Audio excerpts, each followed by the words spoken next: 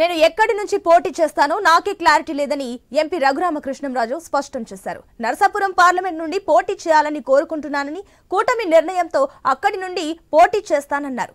YCP ఓటమి, కూటమి గెలుపు తథ్యమన్నారు. నాకు సీటు రాకుంటే వైసీపీ చేసిన ప్రయత్నాలు ఫలించాయని అనుకుంటానని అంటున్న ఎంపీ రఘురామకృష్ణంరాజుతో మా ప్రతినిధి Bhargav face to face. Narasapuram MP Raghuramakrishnaraju Bhimavaram చేరుకున్నారు. మరి ఆయన భవిష్యత్ కార్యాచరణ ఏంటనేది ఆయన అభిమానులంతా కూడా ఎదురు చూస్తున్న పరిస్థితి ఉంది. ప్రస్తుతం ఆయన మనతో ఉన్నారు, ఆయన అడుగుదాం. సార్ చెప్పండి, ఇటు తెలుగు రాష్ట్రాల్లోనే కాకుండా ప్రపంచవ్యాప్తంగా ఉన్న తెలుగు వారందరూ కూడా మీరు ఎక్కడి నుంచి పోటీ చేస్తారని ఎదురు చూస్తున్నారు, వాళ్ళకి ఏం చెప్పదలుచు? ఏం చెప్పాలో నాకైతే క్లారిటీ లేదు. ప్రపంచవ్యాప్తంగా ఉన్న తెలుగు వారందరూ కూడా జగన్మోహన్ రెడ్డిని ద్వేషించే వాళ్ళే కాదు, కొద్దిమంది జగన్మోహన్ రెడ్డిని ప్రేమించే వాళ్ళు కూడా నాకు ఏ పార్టీ టికెట్ ఇస్తుంది, ఏ పార్టీ టికెట్ ఇస్తే ఎమ్మెల్యే ఇస్తుందా, ఎంపీ ఇస్తుందా, అసలు ఎవరా, ఆల్రెడీ బెట్టింగ్లు కూడా జరుగుతున్నాయండి. ఇక్కడ ఎంపీ ఎవరైనా కొంతమంది, ఎంపీ ఎమ్మెల్యే కూడా ఎవరైనా కొంతమంది, బెట్టింగ్లు కూడా, వ్యవహారం అంటే బెట్టింగ్లు మార్కెట్ కదా, అలా రకరకాలుగా జరుగుతున్నాయి. నేను వినోదంగా చూస్తున్నా.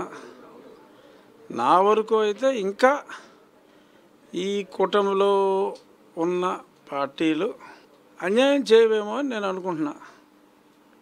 అంటే మీరు ఎంపీగా పోటీ చేసి పార్లమెంట్ పరిధిలో సేవ చేద్దాం అనుకుంటున్నారు, లేదంటే ఒక అసెంబ్లీకి పరిమితం అవుదాం అనుకుంటున్నారు? ఎవడనుకుంటాడమ్మా, నేనైతే ఎంపీగానే పోటీ చేయాలి అని అనుకుంటున్నా. మరి పరిమితం చేస్తారేమో చూద్దాం. అంటే కూటమిలో ఉన్నటువంటి ఏ పార్టీ కూడా ప్రశ్నించలేనంతగా మీరు వైసీపీలో ఉండి మరి ఆ ప్రభుత్వానికి వ్యతిరేకంగా ప్రశ్నించారు. మరి ఇటువంటి పరిస్థితి మీకు వచ్చినందువల్ల ఎంతోమంది అభిమానులు రోడ్డు ఎక్కారు, ఎంతోమంది నిరసనలు తెలియజేస్తున్నారు, మీరు ఎంపీగా పోటీ చేయాలని డిమాండ్ చేస్తున్నారు. మీరు ఏ విధంగా పోరాడుతున్నారు? పోరాడే అవసరం రాదని అనుకుంటున్నా. ఎన్నికల్లో పోరాడవలసిన అవసరం డెఫినెట్గా వస్తుందని అనుకుంటున్నా. సో నా పరిధి పార్లమెంట్ పరిధి. ఇప్పుడు నువ్వు చెప్పింది అసెంబ్లీ పరిధికి కుదించవచ్చని అనుకుంటున్నారు. డెఫినెట్గా ఈ రెండిట్లోనే ఏదో ఉంటుంది, కానీ రాష్ట్ర పరిధికి పెంచాలని నేను అనుకుంటున్నాను. అంటే రేపు చంద్రబాబు ఈ జిల్లాకు రాబోతున్నారు. పాలకొల్లు నరసాపురంలో ఏదో ఒక చోట మీరు కూడా ఆ పార్టీలో చేరతారనేటువంటి ఊహాగానాలు కూడా వినిపిస్తున్నాయి. అటువంటిది ఏమన్నా ఉందనుకోవచ్చా? ఊహాగానాలు ఉన్నమాట నిజం, ఎందుకంటే చాలా టీవీల్లో వచ్చింది. ఆ ఊహ నాకు ఉండుండొచ్చు కూడా, ఉందని అనను, లేదని అనను, ఉండుండొచ్చు అంటున్నా. You have to wait and see. ఇంకెంత, రేపు కాకపోతే ఎల్లుండు, ఎల్లుండి కాకపోతే అవతల ఎల్లుండు, అంతకు మించి ఎక్కువ సమయం పట్టదని అనుకుంటున్నాను నేను. కూటమిలో ఎంపీ టికెట్ దక్కకపోవడానికి వైసీపీ అలాగే బీజేపీలో ఉన్న సోమవీర్రాజు కారణం అంటే మీరు అనేక మార్లు ఆరోపించినటువంటి పరిస్థితి ఉంది. మరి ఈసారి మళ్ళీ ఇప్పుడు దక్కేటువంటి అవకాశం ఉందనుకోవచ్చు. వాళ్ళు ఏమన్నా అడ్డుపడేటువంటి పరిస్థితులు ఉన్నాయా? దక్కలేదు అంటే విన్నది నిజమని ప్రూవ్ అవుతుంది. దక్కితే నేను విన్నాను అనుకున్నది అబద్ధం అని చెప్పి అనుకోవాల్సి వస్తుంది. మరి చూద్దాం, నేను అప్పుడు విన్నది నిజమా కాదా అన్నది తెలిసిపోతుంది. అంటే నరసాపురం పార్లమెంట్కి దాదాపు 4 సంవత్సరాలుగా మీరు దూరంగా ఉన్నటువంటి పరిస్థితుల్లో కూడా ఇక్కడ నియోజకవర్గంలో ఉన్నటువంటి సమస్యలపై పార్లమెంట్లో పోరాడారు. మరి మీరు సాధించింది ఏమనుకుంటున్నారు? ఈ గడిచినటువంటి 5 ఏళ్లలో మళ్ళీ ప్రజల్లోకి వెళ్ళడానికి మీరు ఎటువంటి భరోసా ఇవ్వబోతున్నారు వారికి? నేను సాధించింది ఒక నా నియోజకవర్గంలోనే కాదు, రాష్ట్రంలో ఉన్న అన్ని నియోజకవర్గాల్లో బాధితులందరూ, ఈ ప్రభుత్వంలో పీడించబడుతున్న వాళ్ళందరి హృదయాల్లో స్థానం నేను సంపాదించా. అందుకని నేను ఐఎమ్ సో హ్యాపీ.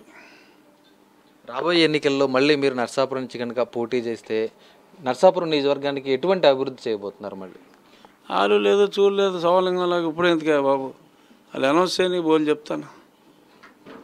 సార్, ప్రధానంగా ఈరోజు రాష్ట్రంలో కనుక చూసుకుంటే వైసీపీ వైనాట్ 175 అంటూ ముందుకు వెళ్తుంది. మరి కూటమి పరిస్థితి ఎలా ఉండబోతుంది అనుకోవచ్చు? మీరు ఇంకా ఏ పార్టీలో కూడా చేరలేదు, మరి ఎవరికి మద్దతు ఉంటుంది అనుకుంటున్నారు? ప్రజల మద్దతు?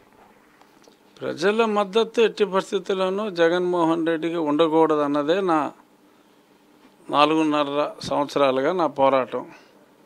డెఫినెట్గా అతనికి ఉండదని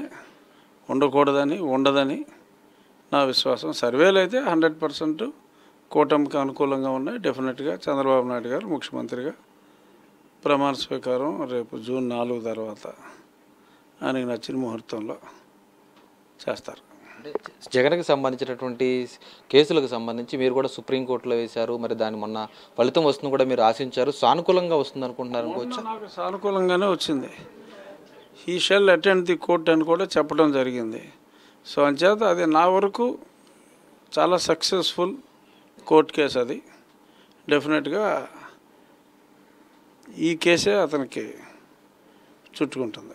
షర్మిల పోటీ ప్రభావం ఈ కూటమిపై పడుతుంది అనుకుంటున్నారా, లేదంటే జగన్కి ఏమన్నా మైనస్ అయ్యేటువంటి అవకాశం ఉందా? ఎలా ఉండబోతుంది ఏపీ రాజకీయం? ఓన్లీ జగన్కే మైనస్, కూటమి మీద కించిత్ ప్రభావం కూడా ఉండదు. పక్కా రైట్ సార్. అది చూస్తే ఇప్పుడు నర్సాపురం పార్లమెంట్ వైపు రాష్ట్ర వ్యాప్తంగా అందరి చూపు కూడా వస్తుంది. రఘురామకృష్ణరాజు ఎక్కడి నుంచి పోటీ చేస్తారని కూడా అందరూ ఎదురు చూస్తున్నారు. అయితే మరొక 2 రోజుల్లోనే తాను ఏ పార్టీ నుంచి ఎక్కడి నుంచి పోటీ చేస్తారనేది స్పష్టత వస్తుంది. ఖచ్చితంగా రాష్ట్రంలో మాత్రం వైసీపీని అధికారంలోకి రాకుండా చూడడమే తమ పని అంటూ కూడా ఈరోజు ఎంపీ రఘురామకృష్ణరాజు స్పష్టం చేస్తున్న పరిస్థితి కనిపిస్తుంది. కెమెరా పర్సన్ మధుతో భార్గవ్, ఐ న్యూస్, భీమవరం నుంచి.